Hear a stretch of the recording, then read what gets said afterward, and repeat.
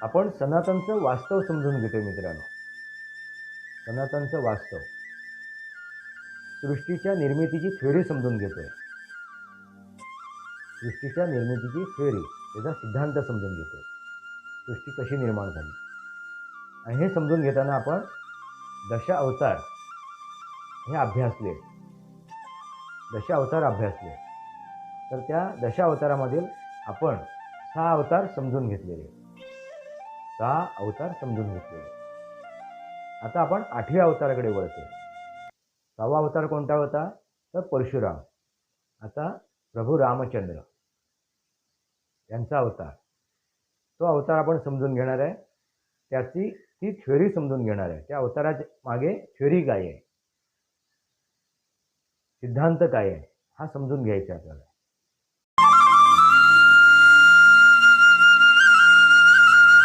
नमस्कार मित्रांनो, सनातनी वास्तव या माझ्या यूट्यूब चॅनलवरती आपलं सहर्ष स्वागत आहे. मी आपला मित्र राजेश वासंती सामाजिक व्यवस्था. मित्रांनो, आपण सनातनची थ्योरी समजून घेतोय, त्याचा सिद्धांत समजून घेतोय. सनातनच्या सृष्टी निर्मितीचा सिद्धांत तो कुठे आहे, कुठे दर्शवलाय? तर विष्णूचे 10 अवतार. विष्णूचे 10 अवतार. आतापर्यंत आपण 6 अवतार समजून घेतलेले. आता आपण 7व्या अवताराकडे जातो. 7व्या अवताराकडे जातो.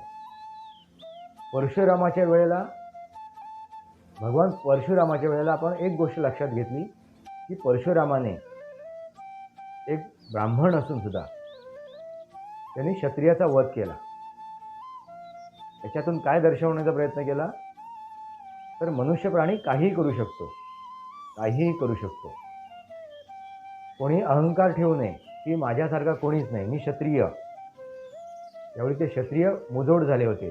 त्या शस्त्राचा वापर आम्हीच करू शकतो आणि या शस्त्राने आम्ही कोणालाही संपवू शकतो, असे ते मुजोड झाले होते.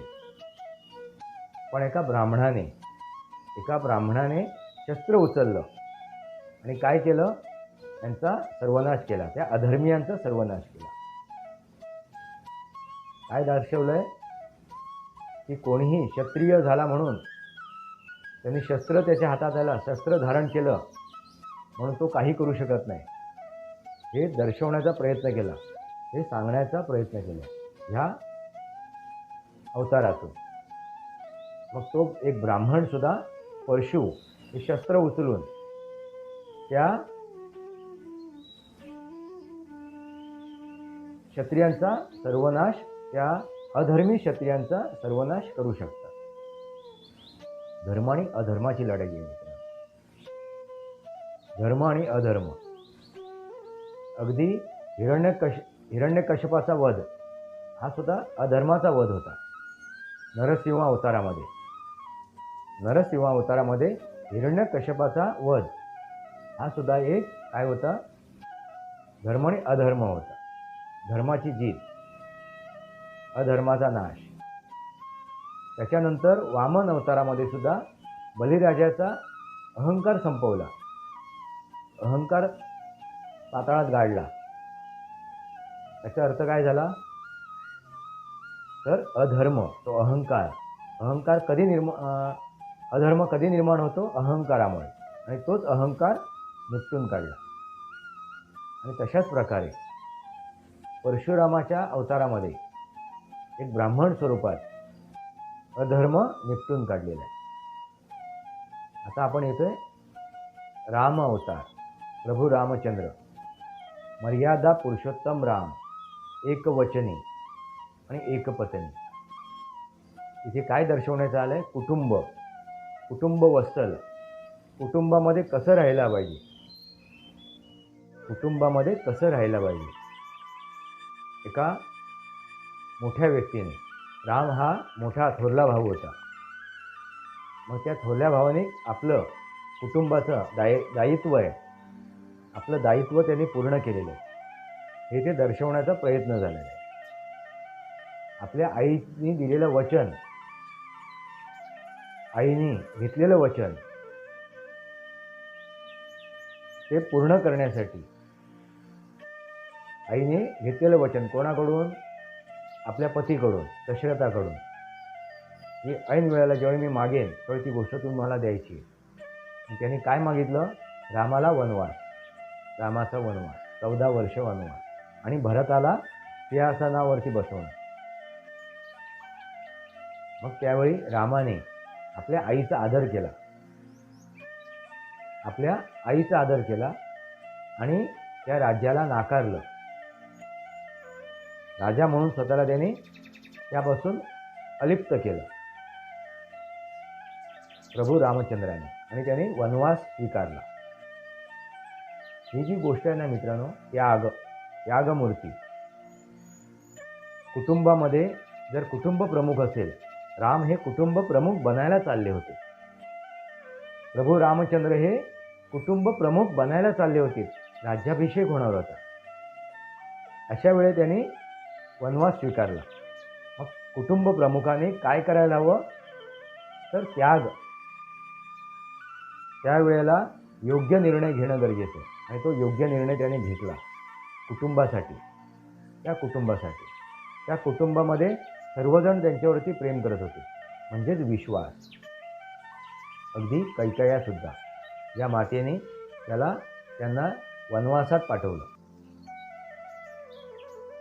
म्हणजे कैकेय्या हिचं प्रेम रामाची जी आई आहे त्यापेक्षा सुद्धा, जन्मदाती आहे त्यापेक्षा सुद्धा त्या कैकेयीचं प्रेम रामावरती जास्त होतं, अगाध होतं. पण शेवटी काय आहे?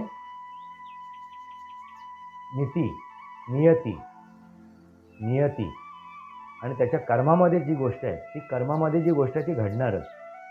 ही नियती सर्व घडवते. काय दर्शवण्याचा प्रयत्न केलाय? हे नियती घडवते. प्रभू रामचंद्रांना आपण परमेश्वर समजतो, तर त्या परमेश्वराला सुद्धा नियतीने त्यांच्या कर्मानुसार त्यांना हे भोगावे लागले. हे दर्शवलेले त्याच्यात त्यांच्या कर्मानुसार. मग पूर्वकर्म असतील की त्यावेळेची कर्म असतील.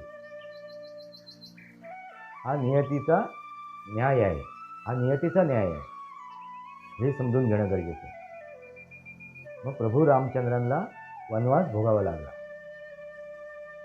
आणि काय ह्या स्टोरीमध्ये शेवटी अंतिम गोष्ट काय? हे काय आहे? तर रावणाचा वध. प्रभू रामचंद्र हे क्षत्रिय होते. रावण हा कोण होता? ब्राह्मण होता.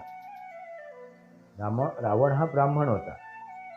परशुरामाच्या वेळे परशुराम हे ब्राह्मण होते आणि ज्यांचा वध केला ते क्षत्रिय होते. इथे काय आहे? क्षत्रिय प्रभू रामचंद्र आहेत आणि तो ब्राह्मण, मुजोर झालेला ब्राह्मण, मर्यादा ओलांडलेला ब्राह्मण, म्हणजे ज्याला ब्राह्मणाचं ज्ञान आहे, असा ब्राह्मण काय झाला? अधर्मी झाला. असा ब्राह्मण अधर्मी झाला म्हणून एका क्षत्रियाला शस्त्र उचलून त्याचा वध करायला लागला.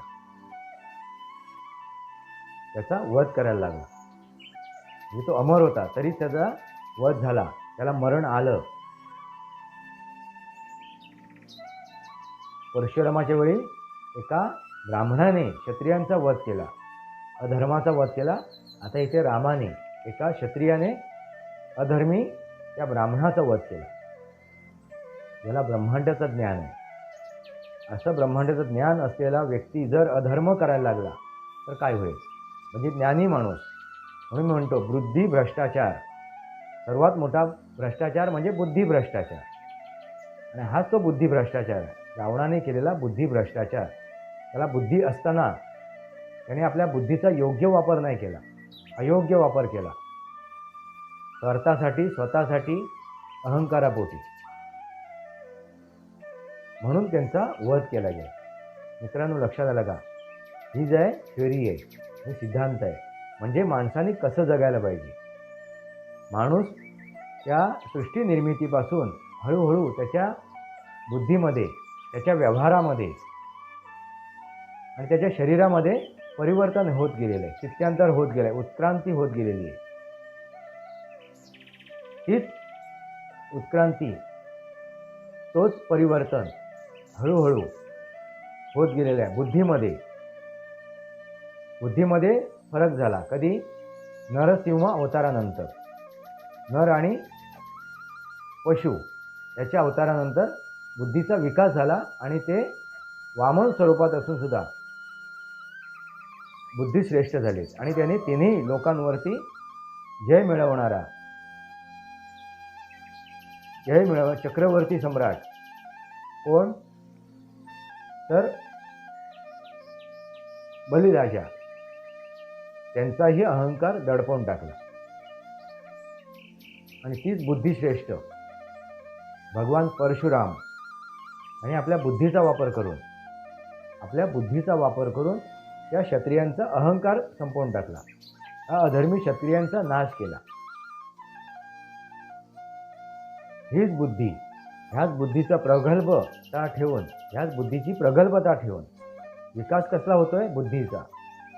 आणि ह्याच बुद्धीचा प्रगल्भता ठेवून रामाने त्या त्रेतायुगामध्ये, आता त्रेतायुग चालू आहे, त्रेतायुगचं मध्यकाळ चालू आहे, ह्या त्रेतायुगाचा मध्यकाळ सुरू आहे. रामाचा अवतार हे मध्यकाळ आहे आणि त्या मध्यकाळामध्ये भगवान रामाने ही गोष्ट साध्य केली.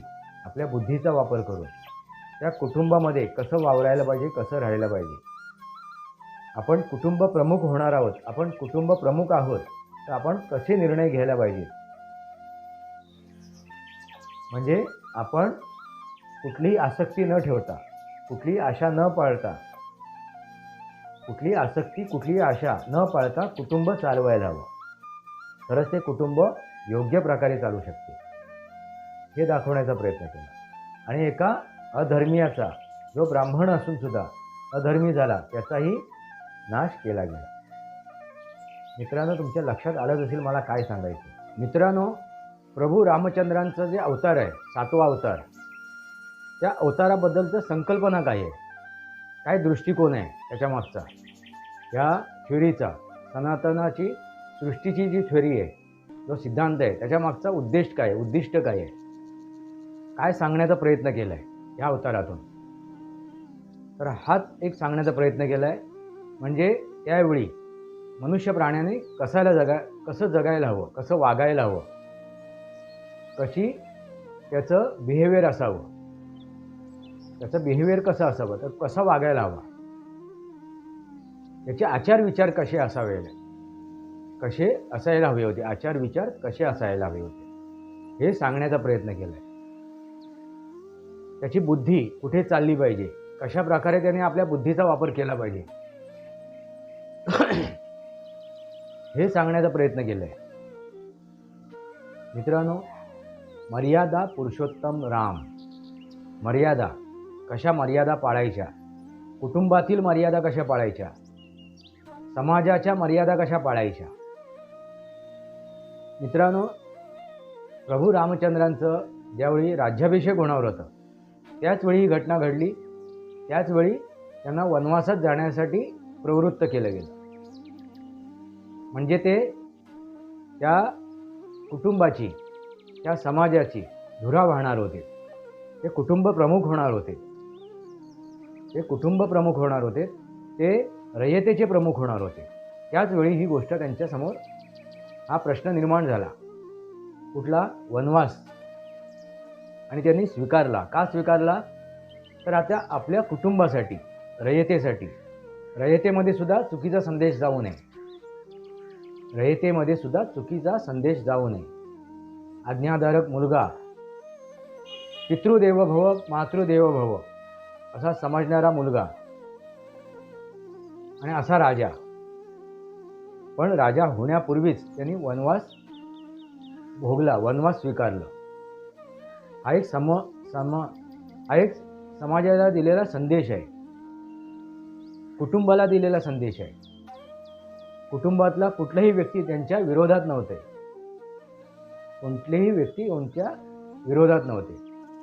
भरताने तर सिंहासनावरती पादुका ठेवल्या होत्या रामाच्या. मित्रांनो, तरी सुद्धा रामाने आईच्या आज्ञेखातीर, आईच्या इच्छेखातीर वनवास भोगला.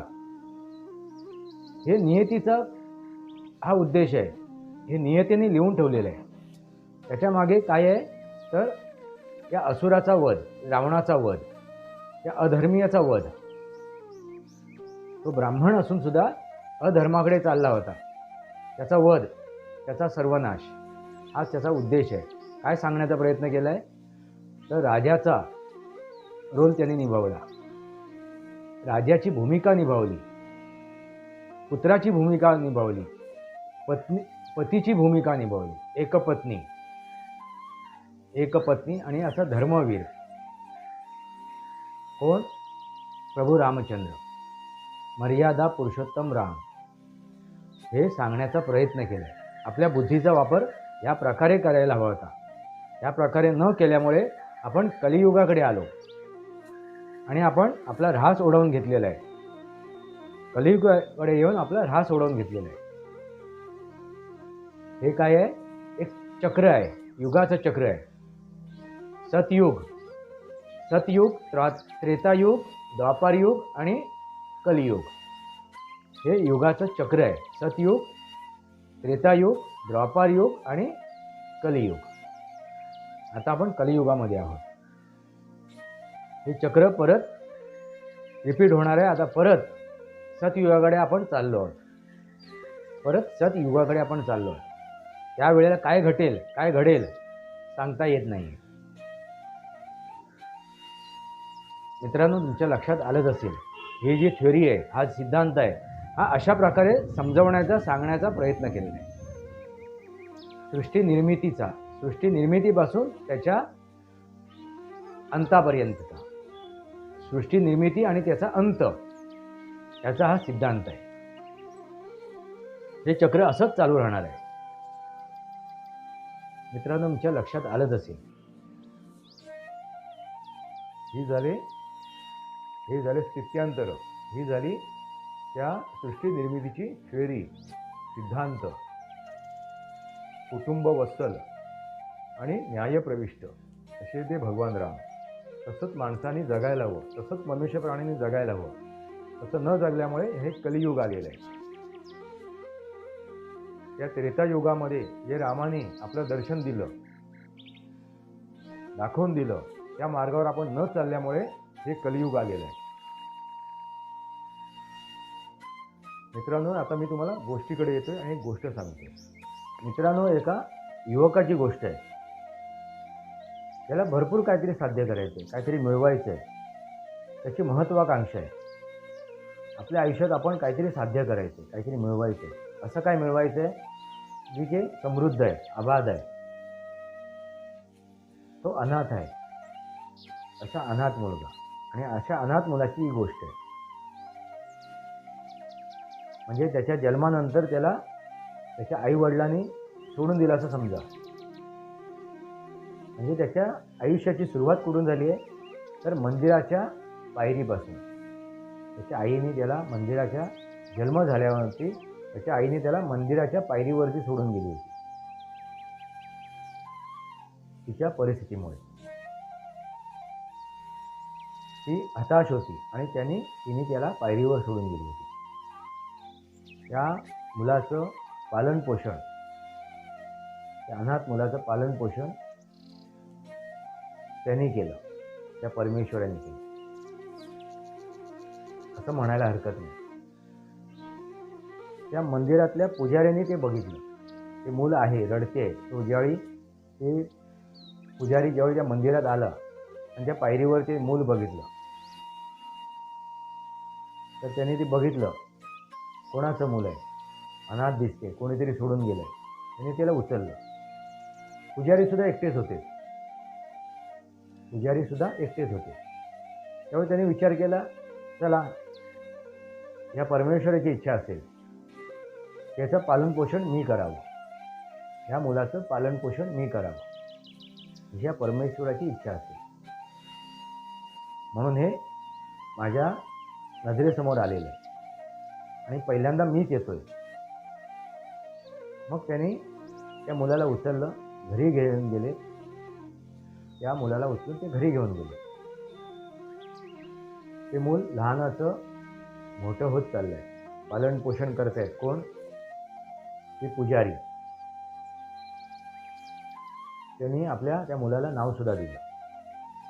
पण त्याने एक गोष्ट लक्षात ठेवली, त्याचा पूर्व इतिहास त्याला सांगणं गरजेचं आहे. ते लपवून चालणार नाही, त्याला कळणं गरजेचं आहे. म्हणून त्याने त्याला सुरुवातीला ज्यावेळी त्याला समज आली त्यावेळी ही गोष्ट त्यांनी सांगितली की तू माझ्याकडे कसा आला. कारण जगाकडून कळण्यापूर्वी, दुनियेकडून कळण्यापूर्वी ही गोष्ट त्यांना सांगणं गरजेचं होतं. कारण शेजारी पाजारी तो समाज ओळखत होता, समजत होता, त्या पुजाऱ्यांकडे दुसरं कोणी नाही आहे. मग हे जे आहे मूल हे अनाथ आहे. मग दुसऱ्यांकडून कळण्यापूर्वीच आपणच सांगितलेलं बरं, नाहीतर त्याच्या चुकीच्या गोष्टी निर्माण होतील, त्याच्या मनात चुकीचे भाव निर्माण होतील. मग त्यांनी ज्यावेळी त्याला समज आली त्यावेळी ही गोष्ट त्यांनी त्याला सांगितली.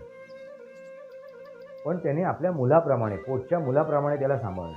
त्याला हवं नको ते बघत गेले. त्याला शिकवायला सुरुवात केली.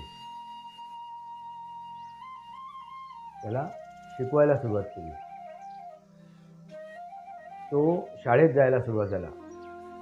त्याच वेळी त्या मुलाच्या महत्त्वाकांक्षा जागृत व्हायला लागल्या.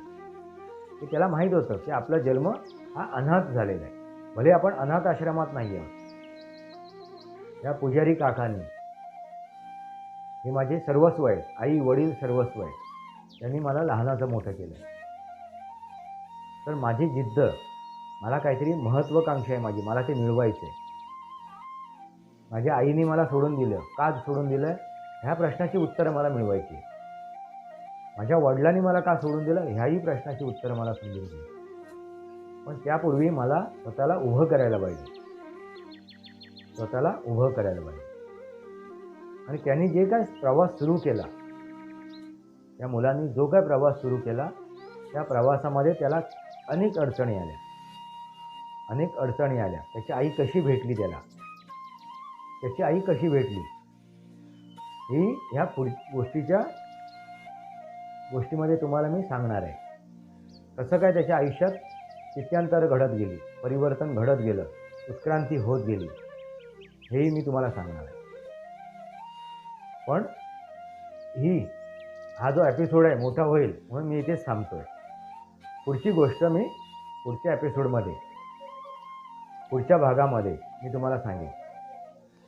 पण तुर्तास आपल्याला हे समजून घेण्याचा गरजेचं आहे की राम अवतार काय, ह्या अवतारामध्ये सिद्धांत काय आहे, या अवतारामधून काय सांगण्याचा प्रयत्न केला आहे. तर आपण कुटुंब वत्सल कसं असावं, कुटुंबाशी एकरूप कसं असावं, कुटुंब प्रमुखाने काय करायला हवं, आणि धर्मासाठी कसं लढायला हवं, धर्माची जोपासना कशी करायला हवी, हे सुद्धा या अवतारातून दाखवलं गेलं आहे. या अवतारातून दाखवण्याचा प्रयत्न केलेला आहे. मित्रांनो, लक्षात आलं का? एका ब्राह्मणाचा अहंकार, त्याचा सर्वनाश एका क्षत्रियाने केलं. म्हणून हे जे आपण चतुर्वर्ण म्हणतो, ब्राह्मण, क्षत्रिय, वैश्य आणि शूद्र, हे काय आहेत? बौद्धिक क्षमता आहेत. ह्या काय आहेत? बौद्धिक क्षमता आहेत. ज्याची बुद्धी त्या पातळीची आहे तो ब्राह्मण आहे. त्याच्यानंतर ज्या पातळीची आहे तो क्षत्रिय आहे. त्याच्यानंतर ज्या पातळीची आहे तो वैश्य आहे. आणि ज्यानंतर त्याची पातळी आणखीन खाली होते तो शूद्र आहे. बुद्धीने तो शूद्र आहे, बुद्धीने तो ब्राह्मण आहे, बुद्धीने तो क्षत्रिय आहे, आणि बुद्धीने तो वैश्य आहे. म्हणजे तो बुद्धीचा वापर करून, ब्राह्मण म्हणजे बुद्धीचा वापर करून, आपल्या ज्ञानाचा वापर करून तो अज्ञान संपवतोय, असा तो ब्राह्मण. बुद्धीचा वापर करून तो काय करतोय? संरक्षण करतोय. क्षत्रिय बाहुबलाने बुद्धीचाच वापर करून तो काय करतोय? तर व्यापार करतोय. आणि बुद्धीचाच वापर करून तो सेवा देतोय. मित्रांनो, लक्षात आलं का? म्हणून तो शूद्र, तो फक्त सेवा करतो म्हणून तो शूद्र आहे. पण बुद्धीचा वापर होतोय. मित्रांनो, काय दर्शवण्याचा प्रयत्न केला? बुद्धीचा विकास आणि बुद्धीचा वापर करून आपल्याला कसं जगायला पाहिजे, कसं राहायला पाहिजे. जर ते त्रेतायुगामधील रामाचा अवतार आपण समजून घेतला असता तर कलियुग आलंच नसतं. त्रेतायुगच आज सुरू राहिलं असतं. पण कलियुगाला सुरुवात झाली, हेही आपण समजून घेऊ.